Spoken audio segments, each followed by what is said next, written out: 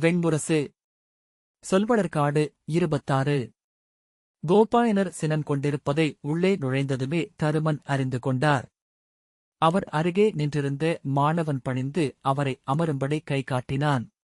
அவர் அமர்ந்து கொண்டதும் வெளியேறி கதவை மெல்ல மூடினான். அவர்களிருவரும் மட்டும் அறைக்குள் எஞ்சியபோது கோபாயனர் பெருமூச்சுடன் உடலை எளிதாக்கிக் கொண்டார். சினமின்றி இயல்பாக பேச வேண்டுமென அவர் எண்ணுவதை காண முடிந்தது. எதுவானாலும் முதற்சொல் அவரிடமிருந்தே எழட்டும் என தருமன் காத்திருந்தார். வாசிப்பது சந்தீப். இன்று காலை கிருதன் என்னும் இளையோன் இங்கு வந்து என்னிடம் உரையாடிச் சென்றான் என்று உணர்ச்சியற்ற இறுகிய குரலில் கோபாயனர் சொன்னார். அக்கணமே நிகழ்ந்தவை அனைத்தையும் தருமன் புரிந்து கொண்டார். ஒன்றும் சொல்லாமல் நோக்கியபடி அமர்ந்திருந்தார். நேற்றிரவு ஆகாவல் கொட்டகையில் நீங்கள் பேசியதை அவன் என்னிடம் சொன்னான். அச்சொற்களை நீங்கள் அச்சொல்லாடலில் ஒரு அதிர்ச்சிக்காக சொல்லியிருக்கலாம். அவன் அதை அப்படியே எடுத்துக் கொண்டு விட்டிருக்கிறான், கோபாயனர் சொன்னார்.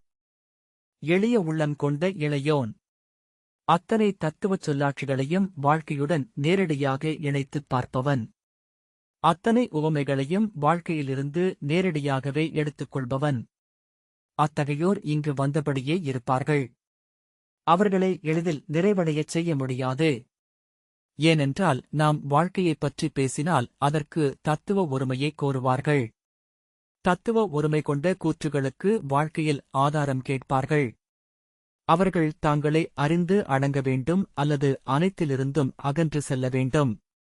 அதுவரை அவர்களை வைத்திருப்பது கடினம், அகற்றுவது மேலும் கடினம். ஏனென்றால் நம் கல்வி நிலையின் மிகக் கூரிய மாணவர்கள் அவர்களே என்றார் கோபாயனர். ஆம், அவ்விளையோன் அத்தகையவன் என்றார் தருமன். அவன் என்னிடம் சொன்னான், நீங்கள் இளைய யாதவரை தொல்வேதத்தின் தெய்வங்களை வென்ற இந்திரனை வென்றவர் என்றீர்கள் என. வேதம் புதுது செய்து சுனக்ஷேப முனிவர் போன்றவர்கள் அனைவருக்கும் அவர் ஒருவரே நிகர் என்றீர்கள் என தருமன் மெல்ல தன்னை இறுக்கிக் கொண்டு ஆம் என்றார். அதை நீங்கள் உண்மையிலேயே நம்பித்தான் சொல்லியிருக்கிறீர்களா என்றார் கோபாயனர். நம்பாத எதையும் நான் சொல்வதில்லை, முனிவரே என்றார் தருமன். சில கணங்கள் கோபாயனர் அசைவற்று கீழே சாய்ந்த விழிகளுடன் அமர்ந்திருந்தார். பின்பு தொண்டையை கனைத்துக் கொண்டு பேசத் தொடங்கினார். அரசே, நீங்கள் உஷஸ்தி சக்ராயனரின் கதையை கேட்டிருப்பீர்கள் என்றார். தருமன் பேசாமலிருக்க அவரே தொடர்ந்தார். முழுமையான கதையை எங்கள் பிராமணங்கள் சொல்கின்றன. முன்பு உத்தரகுரு நாட்டில் இஃப்யா என்னும் சிற்றூரில் வாழ்ந்து வந்த வேதமையாளர் அவர். வேதம் உரைத்த வாழ்க்கையை வாழ்ந்தார். ஒவ்வொரு நாளும் அருகிருக்கும் வயல்களிலும் காட்டிலும் திரிந்து பறவைகள் உதிர்த்த கதிர்களையும் தானாக கனிந்த கனிகளையும் சேர்த்துக் கொண்டு வந்து தன் துணைவியிடம் அளித்து சமைத்துண்டார். ஐவேளை எரி ஓம்பினார். மூவேளை பொழுதிணைவு வணக்கத்தை செய்தார். அப்போது பெரும்பஞ்சம் வந்தது. எங்கும் பசுமை என்பதே இல்லாமலாயிற்று. மக்கள் கூட்டம் கூட்டமாக வெளியேறினர். கொடையளிக்க எவருமில்லாமல் கிராமங்கள் ஒழிந்தன. உணவில்லாமல் காட்டு விலங்குகளும் தொலைவு தேடின. நாட்கணக்கில் உணவு ஏதுமில்லாமல் உஷஸ்தி சக்ராயனர் மெலிந்து உலர்ந்து ஒடுங்கினார். ஆயினும் அங்கு அவர் செய்து வந்த தவத்தை நிறுத்தலாகாதென்பதனால் அங்கேயே வாழ்ந்தார். அறமீறல் நிகழ்ந்தாலொழிய அந்தணன் வாழ்நிலத்தை கைவிடலாகாது. அவன் பொருட்டே மீண்டும் அங்கு மழை எழ வேண்டும். அந்நாளில் ஒருமுறை குருநாட்டின் அரசன் கிருதவர்மன் வேட்டைக்கென அங்கு வந்து காட்டில் இளைப்பாறிக் கொண்டிருந்தான். கையிலிருந்த உணவை முழுக்க அவர்கள் உண்டு முடித்துவிட்டிருந்தமையால் துணைவர்கள் எஞ்சிய உணவுத் துகள்களை திரட்டி அரசனுக்கு மட்டும் அளித்துவிட்டு விலகி நின்றிருந்தனர். உணவின் மனம் அறிந்து அங்கு வந்த உஷஸ்தி சக்ராயனர் அரசனை அணுகி உணவு கொடை இறந்தார். திகைத்த அரசன், முனிவரே, வைதிகர்களுக்கு தூய நல்லுணவையே அளிக்க வேண்டும் என்பது என் முன்னோர் வகுத்த நெறி. இது மிச்சில் கெட்டுப் போனதும் கூட என்றான். உயிர்காக்கும் உணவு அமுதே. இன்று இது என்னுள் அமைந்த நால்வேதங்களையும் காக்கும் வல்லமை கொண்டது என்றார் உஷஸ்தி சக்ராயனர். அரசன் தயங்கியபடி அந்த உணவை அளிக்க உஷஸ்தி சக்ராயனர் அதை பெற்றுக்கொண்டார். என் குடிலில் மனைவி இருக்கிறாள். முதலில் அவளுக்கு இதை அளிக்க கடமைப்பட்டிருக்கிறேன் என்றார். விடாய்க்கு இந்நீர் உள்ளது முனிவரே, அது தூயதும் கூட என்றான் அரசன். பசிக்கு இறக்கையில் தெய்வங்கள் உடன் நிற்கின்றன. சுவைக்கு இறந்தால் அவை நெறிகளை நோக்கத் தொடங்கிவிடும். நீர் என் கால்வாயிலேயே ஓடுகிறது என்று சொல்லிவிட்டு அவர் கிளம்பிச் சென்றார். அந்த உணவை தன் துணைவியுடன் பகிர்ந்து உண்டார்.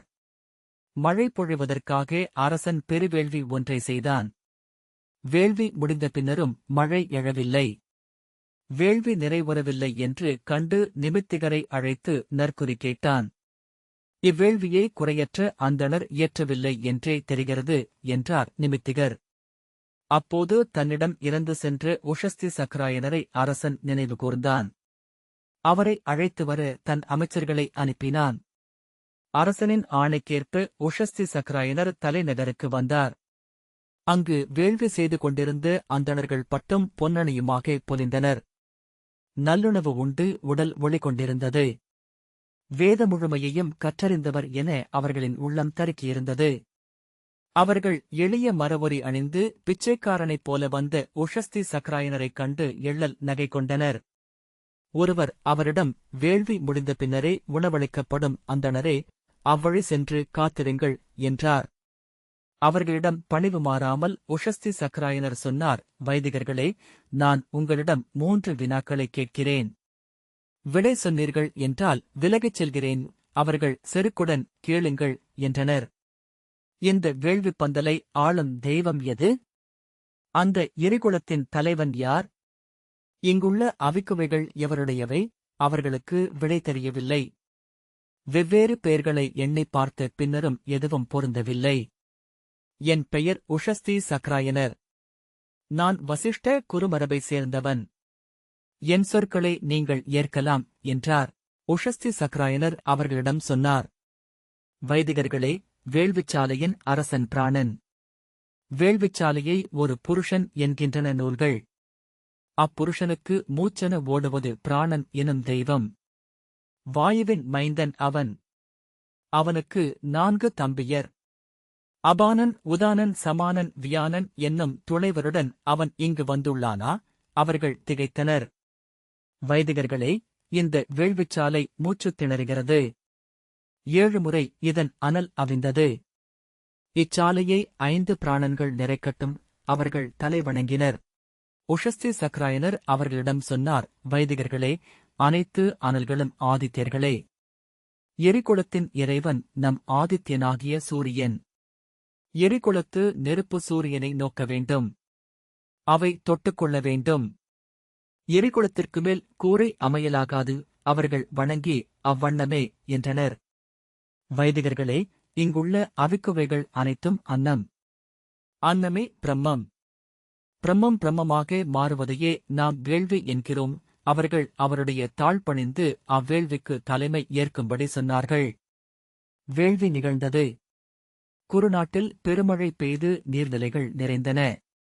வைங்கோல் பழனங்கள் செழித்தன. வேதம் நிலத்தைக் காத்தது, நிலம் வேதத்தை புரந்தது என்றார் கோபாயனர். அரசே, இக்கதையின் உட்பொருள் புரிந்திருக்கும். வேத வேள்விக்கு தலைவன் என வந்தமர்ந்தவன் முடிசூடி கோல் கொண்டவன் அல்ல, பட்டும் பொன்னும் அணிந்தவன் அல்ல. உஷஸ்தி சக்கராயனர் இறந்துண்டு கந்தை அணிந்து மண்ணில் கலந்து வாழும் எளியவர். வேதம் என்றும் அத்தகையோராலேயே புறக்கப்படுகிறது. இந்த பாரத வருஷம் அவர்களால் கோத்திணைக்கப்பட்டது. வாழ்முனையால் அல்ல, அரசு சூழ்தலால் அல்ல. வானளித்ததை உண்டு மண்ணுக்கு அறிவை மட்டுமே அளித்துச் சென்ற சான்றோர் தரிமேடையில் அமர்ந்து நெய்தெடுத்த பட்டு இந்த மண். பெறுவதற்கு எவரிடமும் எதுவும் இல்லை என்பதனால் முழு விடுதலை கொண்டோரால் சொல்லிருத்திக் காக்கப்படுவது என்று கோபாயனர் சொன்னார். அவர்கள் அமைத்த வேதத்தை மாற்றியமைக்க வேண்டும் என்றாலும் அவர்களே வரவேண்டும். அரசர்கள் இங்கு பிறந்து வென்று தோற்று ஆண்டு அடைந்து இறந்து மறைந்தபடியே இருக்கிறார்கள். அவர்களுக்கு இங்கு எந்நெறியையும் மாற்றும் உரிமை இல்லை. அவ்வுரிமை அளிக்கப்பட்டிருந்தால் இதற்குள் ஒவ்வொருவரும் வேத நெறியை தங்களுக்கு உகந்த வகையில் மாற்றியமைத்திருப்பார்கள்.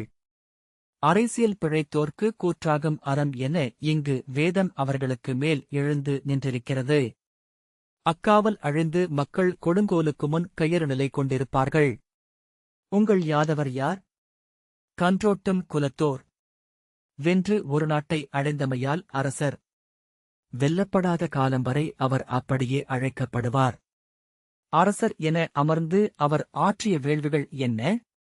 அஸ்வமேதமோ ராஜசூயமோ வேண்டாம், எளிய வேள்வியைக் கூட துவாரகையில் அவர் ஆற்றியதில்லை. ஆம், அவர் வேதம் கற்றிருக்கிறார். இங்குள்ள அத்தனை கல்வி நிலைகளிலும் புகுந்து வெளிப்பட்டிருக்கிறார். ஆனால் மாமன்னர் யயாதியோ அரச முனிவர் ஜனகரோ துணியாததைச் செய்ய அவருக்கு என்ன தகுதி? என்றார் கோபாயனர். அவர் குரல் எழுந்தது. அவரை இந்நிலம் ஏற்றுக்கொள்ளப் போவதில்லை. அவரது ஆற்றல் என்பது துவாரகையால் அவரிடம் சேர்ந்த செல்வம், அவரைச் சூழ்ந்துள்ள யாதவகுலம். அதை வைத்து இந்நாட்டை முழுமையாக வென்று தன் சொல்லை இங்கு நிலைநாட்ட முயல்வார் என்றால் அவருக்கு ஹிரண்யகசிபுவின் கதையை சொல்லுங்கள். நால்வேதத்தை தடை செய்து தன் அசுர வேதத்தையே பாரத வருஷமெங்கும் நிலைநிறுத்த வேண்டும் என அவர் எண்ணினார். அவர் மைந்தனின் நாவிலேயே எழுந்தது வேதம். அவர் அரண்மனை தூண்பிளந்து எழுந்தது சிம்மம். அவரது சிவந்த முகத்தை நோக்கியபடி சற்று நேரம் தருமன் அமர்ந்திருந்தார். பின்பு கைகூப்பி தலைவணங்கி, தைத்திரிய மரபின் முதலாசிரியரை தாழ்தலை தொட வணங்குகிறேன். இங்கு எனக்குரைக்கப்பட்ட சொற்கள் அனைத்தும் மெய்யே என்பதில் எனக்கு ஐயமில்லை என்றார். சினத்துடன் கோபாயனர், அவ்வண்ணமென்றால் இன்றே அதை அவரிடம் சென்று சொல்லுங்கள். இன்று இளைய யாதவன் எதை நம்பி வேள்விகளை மறிக்கிறான்? சாந்திபனி மரபு கௌஷிதகத்தின் ஒரு சிறிகளை. அதற்கென்றொரு வேதச் சொல்வைப்பு இல்லை. பொருள்கோடலும் இல்லை. புதியன சொல்லுதல் எவருக்கும் எளிது. அதைச் சொல்லி நிறுத்துதல் அரிது. தகுதியற்றவரிடம் பிறக்கும் சிந்தனை அதனாலேயே தகுதியற்றதாகிவிடுகிறது என்றார். தணிந்த குரலில், ஒவ்வொரு காலத்திலும் ஒருவர் வேத முதல்வர் என எழுந்து வருகிறார் என்பதே இம்மரபின் வல்லமை என நான் எண்ணுகிறேன், ஆசிரியரே என்றார் தருமன். இன்று எழுந்து வந்திருப்பவர் அவர். ஆம், சடைமுடி சூடி கானகத்தில் அமர்ந்தவர் அல்ல, இறந்துண்டு வாழ்பவரும் அல்ல. ஆனால் அது மட்டுமே வேதத்தின் நெறி என எவர் சொல்வது? மேலும் பணிந்து தருமன் தொடர்ந்தார். இவையனைத்தையும் முற்றுணர்ந்தவன் அல்ல நான். இதை என்றேனும் உணர்வேனா என்றே இன்று ஐயுறுகிறேன். ஆயினும் எந்த அவையிலும் எவர் முன்னிலையிலும் நான் சொல்வதற்கு ஒன்றுண்டு. பாண்டவர்கள் இளைய யாதவருக்கு உரியவர்கள். இப்பிறவியில் பிறிதொரு எண்ணமில்லை. மீண்டும் தலைவணங்கி தருமன் எழுந்து கொண்டார். சினத்துடன் கைநீட்டி கோபாயனர் சொன்னார், யுதிஷ்டிரனே, தொல்வேதங்களில் பேசப்பட்ட ரிஜஸ்வானின் கதை ஒன்றுண்டு, அறிந்துகொள். அவன் இரக்கமற்ற தந்தையால் அடித்து குருடாக்கப்பட்டான். குருடானதனால் வேத அவைகளில் விலக்கப்பட்டான். காட்டுக்குள் தனித்துப் புகுந்து அவன் அங்கே குகை ஒன்றுக்குள் சென்று ஒதுங்கினான். அங்கு காலொடிந்த அன்னை ஒனாய் ஒன்று மகவேன்று கிடந்தது. பசித்துக் கிடந்த போதும் எழுந்து வந்து அவனைக் கொல்ல முடியாமல் அது உறுமியது. அதன் நிலையுணர்ந்து அவன் சந்தைக்குச் சென்று தன் கையில் இருந்த பணத்தால் ஓர் ஆட்டை வாங்கிக் கொண்டு வந்து ஓநாய்க்கு அளித்தான். அவ்வாறு அவன் 101 ஆடுகளை அந்த அன்னை ஓநாய்க்கு குருதிக்கொடை என அளித்தான். உடல் மீண்டு வல்லமை கொண்ட ஓநாய்களின் வயிற்றில் வாழும் ஜடரை என்னும் அனலிடம் வேண்டிக் கொண்டது. ஜடரையின் குரல் கேட்டு அஸ்வினி தேவர்கள் இறங்கி வந்தனர். அவர்கள் அவனை விழிகொண்டவனாக ஆக்கினர். தருமன் அவரை நோக்கியபடி நின்றார். நான் இதற்குமேல் சொல்வதற்கொன்றுமில்லை. நன்று சூழ்க என்றார் கோபாயனர். மறுமொழி சொல்லாமல் தருமன் தலைவணங்கி வெளியே சென்றார். ஆம், அவர் எளிய யாதவர்தான் என்று வெடிப்புறுகுரலில் அர்ஜுனன் சொன்னான். அவன் அருகே தருமன் அமர்ந்திருக்க எதிரே கிருதனும் பின்னால் நகுலனும் சகதேவனும் நின்றிருந்தனர். சென்று சொல் உன் ஆசிரியரிடம், இளைய பாண்டவன் இக்கதையை சொன்னான் என. அவன் முகம் சிவந்திருந்தது. கண்கள் சினத்தால் நீர்மை கொண்டிருந்தன. தருமன், இளையோனே, இதை பிறிதொரு தருணத்தில் பேசிக்கொள்ளலாமே என்றார். இல்லை அரசே, இவ்விடையைக் கேளாமல் என்னால் இங்கிருந்து நகர முடியாது என்றான் கிருதன். குடியிலும் பிறக்காமல் ஆசிரியர் காலடியிலும் அமராமல் எப்படி கற்றார் வேதங்களை என்று என் மூத்த மாணவர்கள் கேட்டனர். அதற்கு என்னிடம் மறுமொழி இல்லை. சத்யகாம ஜாபாலரின் கதையை உங்கள் குறுநிலைகளில் சொல்லியிருப்பார்கள் என்று அர்ஜுனன் சொன்னான். ஜாபாலி என்னும் வேட்டுவப் பெண்ணுக்கு மைந்தராகப் பிறந்தார். இளமையில் அன்னையுடன் காட்டுக்குச் சென்று கனிகளும் கிழங்கும் ஊனும் தேனும் சேர்த்து மீழ்வார். ஊர்ச்சந்தையில் அவற்றை விற்று ஒப்பும் உடையும் வாங்கி மீழ்வார். அவர் வாழ்ந்தது பெரும்பாலும் காட்டிலேயே. அன்னை தன் வேட்டுவ மொழியை அன்றி எதையும் அவருக்கு கற்பிக்கவுமில்லை. ஆனால் அன்னையோனாய் மைந்தருக்கு என காட்டை கற்பித்தாள். பறவை மொழிகளை, விலங்குத் தடங்களை, வான்குறியை, மண்ணின் மாற்றங்களை என ஒவ்வொன்றையும் சுட்டிக்காட்டி கற்பித்தாள். ஒருநாள் அன்னையிடம் சத்யகாமன் கேட்டான், இந்தக் குயில் எத்தனை காலமாக இப்படி கூவிக் கொண்டிருக்கிறது? அன்னை, மைந்தா, குஞ்சன வந்த கணம் முதல் என்றாள். அதன் அன்னை எப்போதிருந்து அப்படி கூவுகிறது என்றான். அன்னை, அதன் முதல் கணம் முதல். புவியில் குயில் தோன்றிய கணம் முதல் அதன் பாடல் ஒன்றே என்றாள். மானுடர் மொழி மட்டும் ஏன் மாறிக்கொண்டிருக்கிறது என்று அவன் கேட்டான். ஏனென்றால் மானுடரைச் சூழ்ந்துள்ள பொருளுலகம் மாறிக்கொண்டிருக்கிறது என்று அன்னை சொன்னாள். மாறாதவை என்று சில உண்டா மானுடருக்கு என்றான். ஆம், மாறாதவை விண்ணில் இருந்து மானுடர் பெற்ற ஆணைகள் என்று அன்னை சொன்னாள். அவற்றைச் சொல்லும் மொழியும் அழியாததாகவே இருக்க முடியும் என்று மைந்தன் சொல்லிக் கொண்டான். ஒருநாள் சந்தையிலிருந்து அவன் மீளும்போது குறுங்காட்டின் அருகே ஒரு சிற்றாரின் கரையில் அந்தணர் ஒருவர் வேதம் ஓதி அந்தி வணக்கம் செய்வதைக் கண்டான். அருகே சென்று, முதியவரே, நீங்கள் குயில் போன்றவரா என்றான். அவர் அவன் சொல்வதை புரிந்து கொண்டார். ஆம், நான் என்னை ஆளும் விசைகளின் ஒலி மட்டுமே என்றார். அது என்ன சொல்? அதை நான் கற்கும் வழி என்ன என்றான் சத்யகாமன். இது வேதம். இதைக் கற்க உன் குலமும் குடிமரபும் தந்தை பெயரும் வேண்டும் என்றார் வைதிகர். அன்னையிடம் திரும்பி வந்த சத்யகாமன், அன்னையே, என் குலமும் கோத்திரமும் எவை என்று கேட்டான். அவ்வினா எழுமென்று காத்திருந்தேன், மைந்தா. நாம் மலைவேடர். இங்கு அன்னை மட்டுமே குருதியுறவு. தந்தையென நகர்மாந்தர் சொல்லும் உறவுக்கு இக்காட்டுக்குள் பொருள் இல்லை. எனவே நீ ஜாபாலியின் குலத்தில் பிறந்தவன். ஜாபால கொடியைச் சேர்ந்தவன். மேலான உண்மையை விழைந்தமையால் இனி உன் பெயர் சத்யகாமன். எவர் கேட்டாலும் சத்யகாம ஜாபாலன் என உன் பெயரைச் சொல் என்றாள். நான் வேதச்சொல் பயில காடுவிட்டு செல்ல விழைகிறேன், அன்னையே என்று அவள் கால் தொட்டு வணங்கி அருட்சொல் பெற்று கிளம்பினான். சத்யகாமன் கௌதம குருநிலையின் முதன்மையாசிரியரான ஹரித்ரமுதரை அணுகி கால் தொட்டு வணங்கி வேதம் பயில வந்திருப்பதாக சொன்னான். உன் குல, குடி, தந்தை பெயர் சொல்லி அமைக என்றார் ஆசிரியர். மெய்விரும்பி வந்தவன். ஜாபாலியின் மைந்தன் என்றான் சத்யகாமன். வேதம் கற்க அதற்குமேல் தகுதி வேண்டுமென்றால் சொல்க, மீள்கிறேன். ஆசிரியர் புன்னகைத்து, முதல் தகுதியே போதும். பின்னது உன் அன்னைக்கு உன் கொடை என்று இம்மண்ணில் சொல்லப்பட்டும் என வாழ்த்தினார். குறுநிலையில் மாணவனாகச் சேர்ந்த வேடன் ஒவ்வொரு நாளும் அங்கிருந்தவர்களால் அயலவனாகவே பார்க்கப்பட்டான். அவன் பிறப்பு இழிந்தது.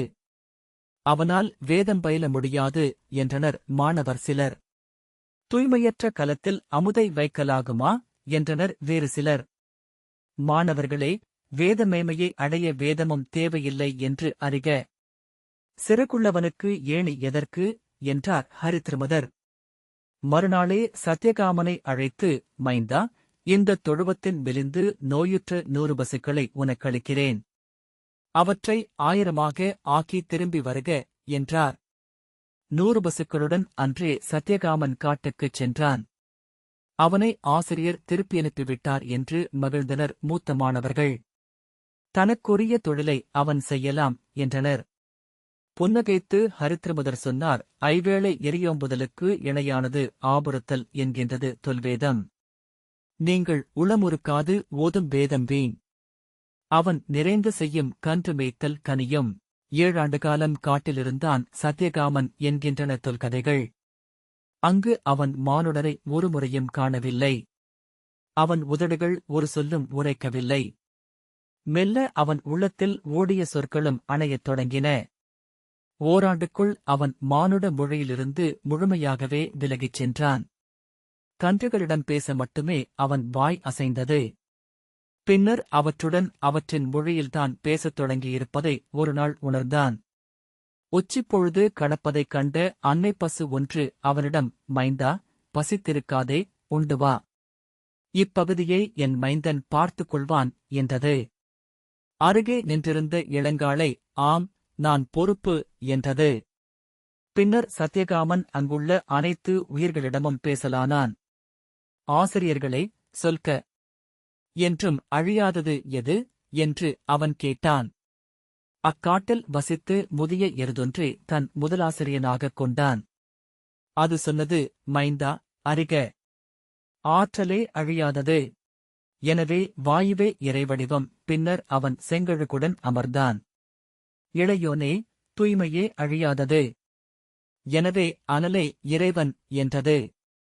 அன்னப்பறவை ஒன்று அவனுக்குச் சொன்னது, ஆதித்யர்களால் ஆனதே ஒளி. ஒளியே அழியாதது. மீன் கொத்தி சொன்னது, ஒவ்வொரு கணமும் துடிப்பது எதுவோ அதுவே நீ. பிராணனே அழியாதது என்றறிக. இவை ஐந்தாலும் ஆனதே நான்.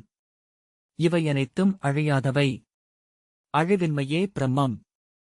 நானும் அதுவே என்று அவன் உணர்ந்தான்.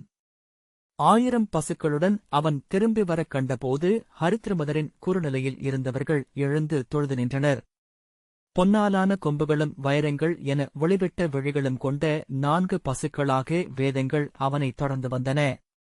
வெண்பசுவாக ரிக், செம்பசுவாக யஜுர், பழுப்பு நிற பசுவாக சாமம், கரும்பசுவாக அதர்வம். வருக மைந்தா, நீ கற்றவற்றை எளியவர்களாகிய எங்களுக்குச் சொல் என்று உரைத்தார் ஹரித்ரமதர். இன்றும் இருக்கிறது ஜாபால வேதமரபு. 1000 கல்வி நிலைகளாக பாரதம் முழுக்க பரவியிருக்கிறது அது. சென்று சொல்க உங்கள் ஆசிரியரிடம். கன்று மேய்த்தவன் பெற்ற அந்த வேதத்தை அனலம்புபவன் எளிதில் பெற முடியாது என. என்றும் அழியாதது தன்னை வெளிப்படுத்த தேர்வு செய்யும் கருவிகளை இன்றிருந்து நாளை மடியும் எளிய மானுடர் வகுக்க முடியாது என அர்ஜுனன் எழுந்து கொண்டு வினாக்கள் எழுந்து உன் உள்ளம் வாழ்க்க, மைந்தா, நீ சென்று